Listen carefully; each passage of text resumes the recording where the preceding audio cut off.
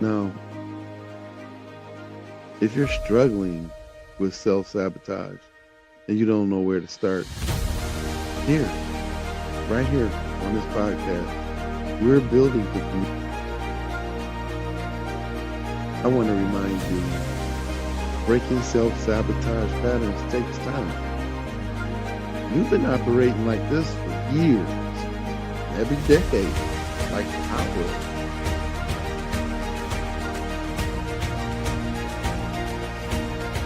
Be patient with yourself.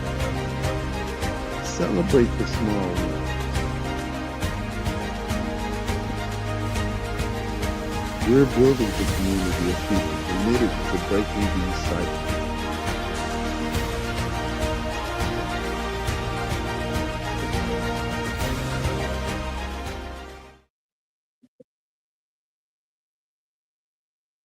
Oh, hello, hello. Welcome to Terror to Triumph. This is your host, Alfonso Pelt. I welcome everybody for joining me today. This is our third live Q&A session. Uh, for all of you who may be joining for the first time, my name is Alfonso Pelt. I am the host of this show. And if you look down below at the little ticker tape down below, you can see uh, where you can follow us at on our YouTube channel, Tear to Triumph Live. So if you don't know if you're watching this via Facebook, you can also watch via YouTube as well. So I thank you all for joining.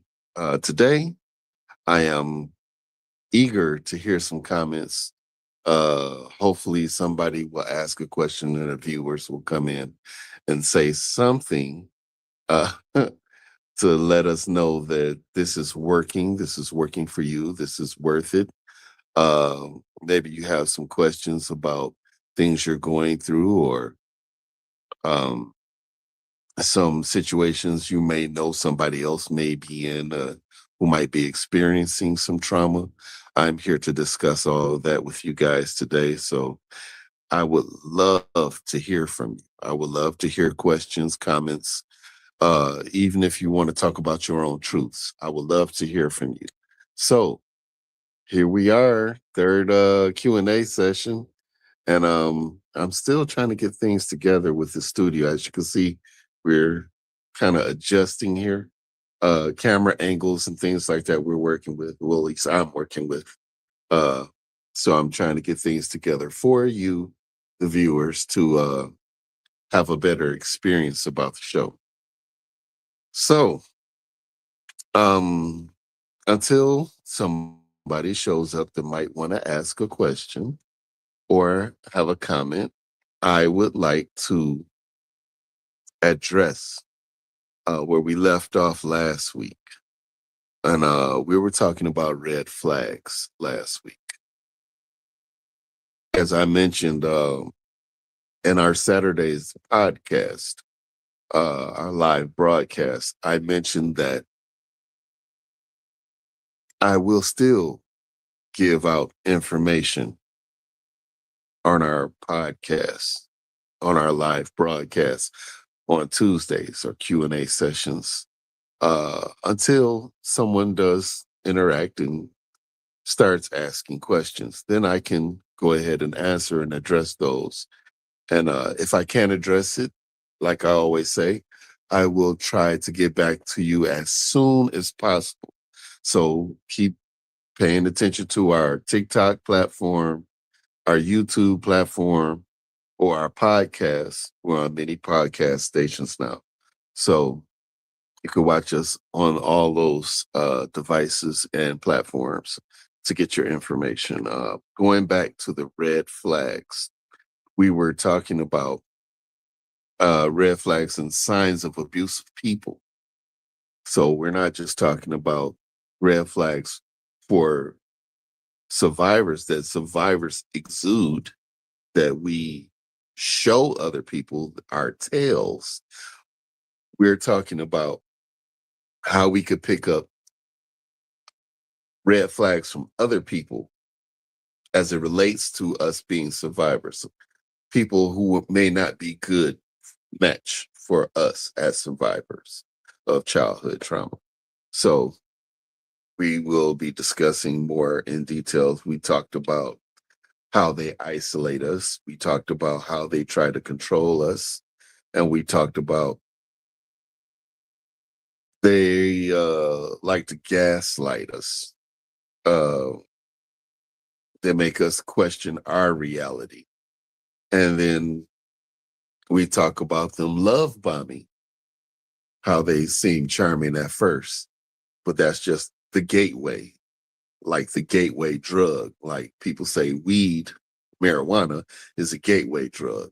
But in actuality, this love bombing is the gateway to get them into you, you know, so get you to open up to them so they can go ahead and try to control you. So they make you feel like they're perfect in the beginning, and then slowly the abuse starts. They start showing their real selves. What and that's where we left off. Uh, the other issues, there are quite a few that people who are bad for us can blame us for everything. Like everything is our fault. The sun is shining. Oh, it's your fault. The grass is green. That's your fault too. It's your fault. And it doesn't matter what it is. I'm saying as an example, they'll choose a something or pick a something or pick a thing, and they'll say it's because of you and what you have done or what you are doing. It's because of you that this issue is the way it is. You made them angry. That's why you got the swollen eye. It's your fault. You made me mad. People. I mean, we might be already have been love bombed by this person, and now we're 100% all into this person. And then they start doing this stuff. They open up and they start showing all kind of bad behaviors, all kind of uh red flags after you've become 100% invested. So these are the things you need to watch for. Uh, I'm hoping I got a comment on here. Think I got somebody comment. Let me see. Is that a comment? I don't know. I'm gonna post the comments. I see. I got somebody here. Hold on. Oh my goodness! I just took away the show. I'm learning as I go, so please forgive me if I don't get this thing 100% correct because I'm by myself doing this all in the studio by myself, and I'm learning as I go, and it's kind of weird trying to hold a conversation and be the technician at the same time. Uh, that's why probably you don't really see me do a solo screen like this when I have my co-host with me, because when I'm talking, I'm focused on the information and trying to make sure I get everything right. So I don't have time to be going back and forth, changing camera views and all that. But today I will be trying some stuff out like this. I didn't know I could blow this up. So yeah, see, I'm having fun by myself. Uh, but I would love to have fun with you guys too, talking. We're human, you know what I'm saying? Everything, all parts of our lives are not tragic. We've learned to cope. We've learned to deal with tragedy. We've learned also that we could open up and have a good time. But that took time. That took time to learn how to do all that stuff.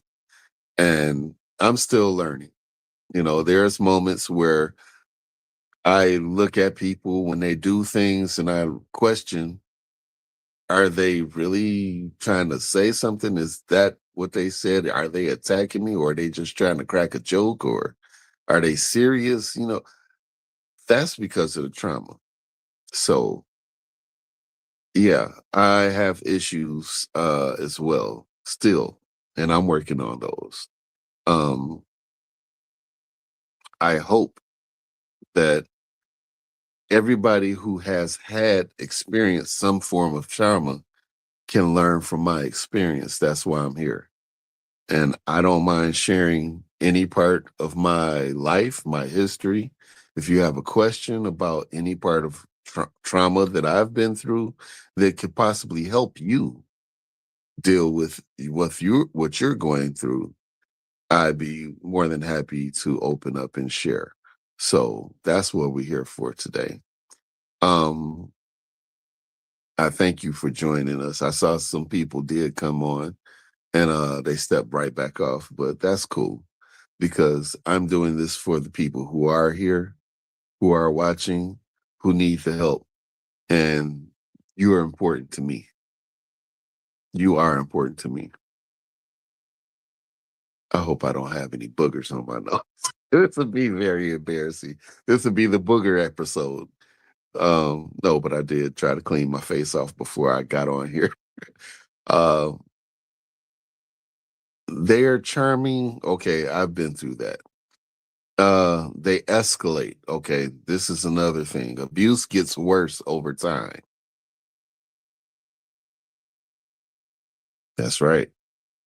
So you think it's single isolated episode, but it's not. It's going to continue to get worse. And until you escape your situation, it's going to continue to get worse, even more so than that. You have to find a means of eluding your situation. If you have to go to a friend's house, of another family member's house, if you have to leave your house and go somewhere, call one of those numbers that you see for domestic violence or some. I can give you some of those numbers. That's why I keep my handbook right here, my notebook, my trusty notebook with all my information for you guys. I keep it close by because I want to make sure that you guys can get the information you need when you need it. Because I know that ticker tape, it goes and you might not be able to jot it down, but if you ask me to repeat a number or something, I got it right here. So the National Domestic Hotline for America, the United States, is 188. Oh, I'm sorry, is 1-800-799-7233. That's 1-800-799-7233. Okay, so you can jot that down. Voice recorded, put it in a note in your phone or whatever. So that way, if you do come across a friend of yours that might be going through a little issue, well, it's not little, nothing about this is little, but if they're going through domestic violence, you can give them that number so they can call somebody for help. And somebody's manning that phone 24/7, 7 days a week, of course, 365 a year. Somebody's always on that phone line to assist you, to give you the help you need. Um, and it might not necessarily be for you, it might be for somebody you know. So these numbers are very valuable, very valuable. And I will hope that you jot all these numbers down so that uh, in the event that you come across someone who needs help, you have a little tiny directory that you can call it. Look, National Child Abuse Hotline is on the screen. National Sexual Abuse Hotline. There's the Domestic Violence Hotline I just told you about. National Human Trafficking Hotline is next. And Suicide and Crisis Lifeline is 988. So these numbers are very valuable, very valuable. And I will hope that you will jot those down over time. But I'm going to get back into it unless you guys got a question for me, comments. I'm waiting. I'm here for you. So you don't have to worry about it. I'm not trying to force anybody. And I understand that, some things can be kind of frightening to talk about, especially when we're talking about our traumas. So there's no judgment, there's no condemnation, there's no dismissiveness, there's no minimalizing. I believe your truths. And I want you to understand I'm here as a fellow survivor to support you in your journey to freedom from fear, guilt, shame. I'm here. I may not be a therapist or a psychiatrist or a psychologist, but I'm just somebody who's here willing to help you. If you got a friend that's going through some, point them in the direction of the show. You say, well, for us survivors, we don't think anybody can go through what we go through. We think it's impossible for somebody to have suffered the trauma that we have. But in reality, there's way more people that suffer trauma than you would really understand. Being said that, like to quote a statistic right quick for you. I always quote this statistic because it's so alarming. It's true, but it's very alarming. And the statistic is for every 10 people in the United States, I'm not talking about any other country, but the United States, US of good old A, right? For every 10 people that are here in the United States, 4 to 6 of them has suffered some form of childhood abuse. 4 to 6. That's over 50%, 60%, 40% to 60% of all Americans. And the statistic goes further to say that the number may have been diminished because most survivors do not report. I didn't report my abuse.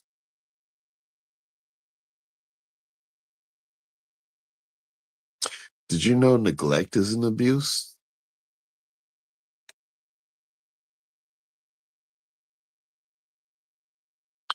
Yeah.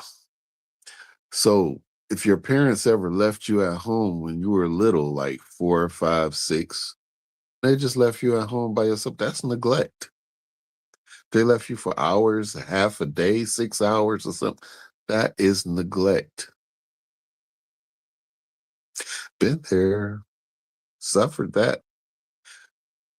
Verbal abuse, calling you everything but the son of Sam. That's abuse. Telling you that you won't amount to anything. Telling you that you'll never be anything, that you are nobody, or that you do not matter. That's mental abuse, especially if it comes from somebody like a guardian or a parent.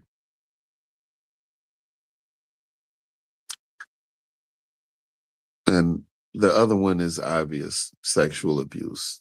We all know that. It doesn't necessarily mean that they have to have intercourse, but if they touch you inappropriately, fondling, rubbing in the genitalia areas, that's a no no. No, that is abuse. Unwanted hugging is really an abuse. If you look at it as we're adults, if I walked up to you and just started hugging you, you didn't know me, and I started hugging you from behind, that's a no-no in our society. I don't know if you guys are aware of that. Inappropriate touching on a job site, that's a form of abuse. We do not have to accept these things. So, having these things done to us as children, and we grow up to be adults, if we don't address these things, our nervous system has rewired itself to protect us. So our minds are always hyper vigilant, looking for threats. Our heart races when people come close. If we recognize familiar scents that we smelled, seen, heard, or even tasted during our abuse, and that comes back, that could trigger us. As an adult, that does not work all the time. And because our nervous system is trying to protect us still from receiving similar abuses in the future, it causes us to act certain ways in our relationships. We might even become some of these red flags. We're talking about abusive people. You ever thought about that? A survivor or a victim become an abuser? Very likely, very possible, and I'm sure it's happened more than on one occasion. So if if they use threats, they threaten to leave, they threaten to hurt themselves, or I'm gonna take the kids, or I'm gonna expose your secrets. I'm gonna tell everybody your dirty secrets. They use fear to control you. That's happened to me before, actually. People threaten to leave me. They've told me that quite frankly, how they were gonna start seeing other people, and I would never know. Yeah, um, yeah, that's happened to me before. So that was a red flag. But on the flip side of that, my my uh my trauma caused me to do some things that made them feel like they needed to say that. And I'm not trying to justify what they said because that's still wrong. You don't tell somebody in a relationship, I'm about to leave you. I'm about to start seeing other people. You don't tell people that. If you want to end the relationship, end the relationship. Don't keep threatening them with what could be, giving them ultimatums. Or I'm gonna get rid of you. Or I'm gonna start dating somebody when you go to work. Oh, I got plenty of time on my hands. I could do it. Just leave. Leave the relationship. If you're unhappy, just leave. And at the same time, if somebody keeps threatening you, trying to fear you into doing what they want you to do, you leave. Because at some point, somebody has to set a boundary to say, look, if you keep threatening me, I will end this relationship. If you use fear to try to control me, I will end this relationship. Somebody needs to set the boundary. And then you have to sit back and watch, see if they're going to honor it or if they're going to say, I'm a honor it for about a week, but then I'ma still do what Imma do. No, no, because then they're not respecting you, they're not respecting your boundaries, and it is time to move on. So, uh, they have no accountability, which ties into what I was just saying. They never apologize. Even when they're wrong, they never apologize. I've been through that. Uh, they never take responsibility if they did something wrong. It's always somebody else's fault.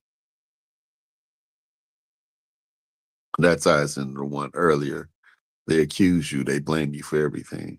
So, yeah, you have to be careful of that one because it ties in. If they blame you, they're not taking accountability. And if they're not apologizing, they're really not taking any accountability. Here's another one. If you're with somebody and they're a certain way when they're with you, and then when you're out in public and they change, they start acting differently, that's a super huge red flag, y'all. Huge. I wish I had a red flag to wave right now. Red flag. That's a red flag. Okay.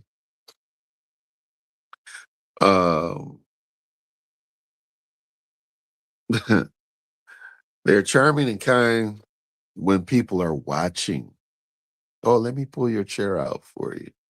Oh, let me, tie the napkin around your neck, or let me open the car door for you. Let me open the restaurant door for you. They do all these things when they're in public, but behind closed doors, they don't do none of that. What you talking about, man? We ain't on no date.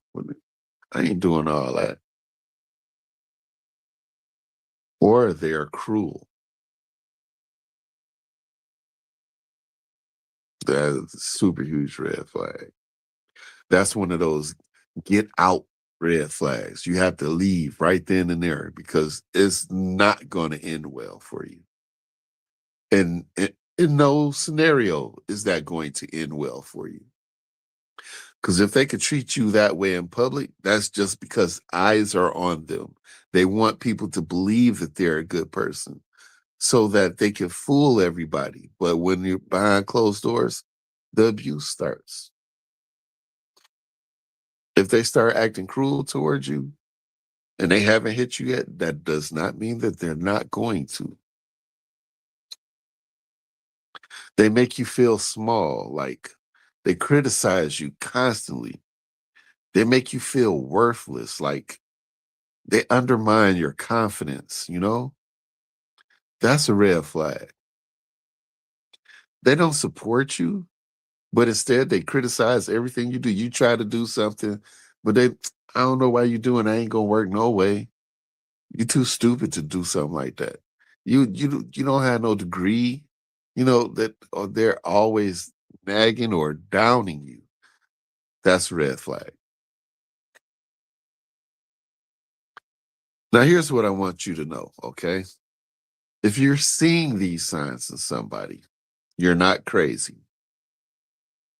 They might try to make you think you are, but you see what's going on. You know what's going on. You're not overreacting.